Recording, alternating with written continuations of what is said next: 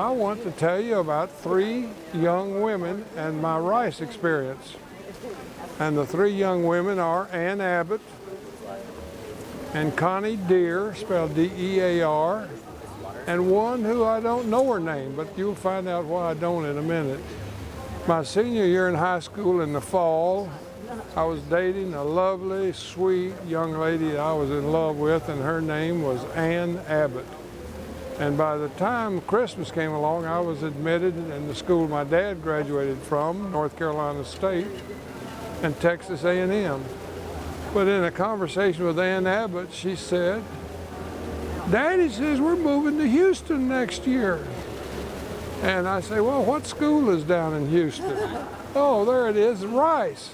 So right after the Christmas holidays, I applied to Rice, and I got a message that said the registrar is going to be in Dallas and he'll be interviewing prospective students. Now, this is going to astound you probably.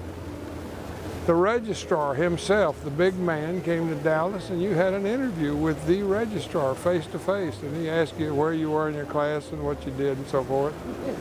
But I went on, I did go to Rice thanks to Ann Abbott. Now, the thing is, by the end of that school year, I was not dating Ann Abbott anymore. I'd already dumped her. That was a mistake.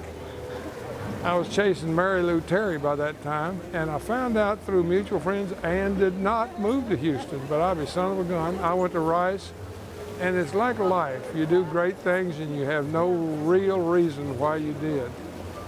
Now, the next young lady is Connie Dear, D-E-A-R. She's a Rice grad. My dad took me down to school, and we parked the car by East Hall, and I get out to go in, move into the dorm, and the sidewalk next to East Hall paralleled Main Street, was on the Main Street side of the building, and I looked, and I had not gone 10 steps, and there is Connie Dear.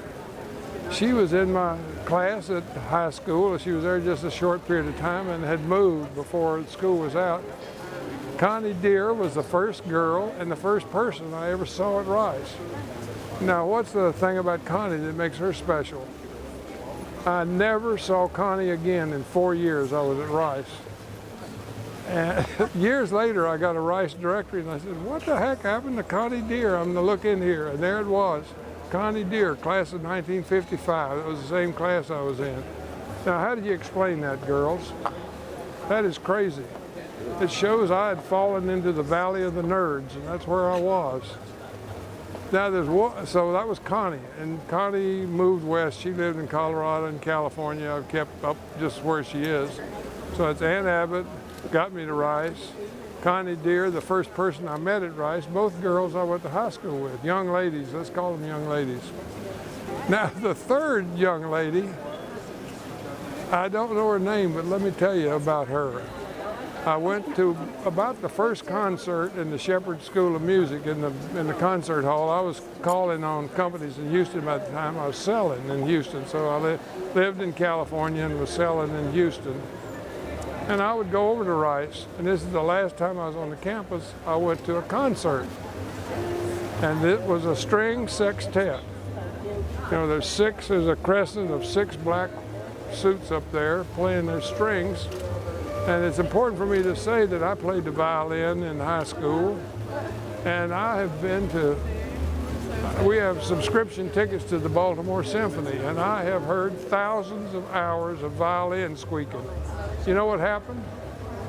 This sextet starts, and they were not to the bottom of the first page, and a string broke on the first chair violinist. I had never seen that before, and I have never seen it since.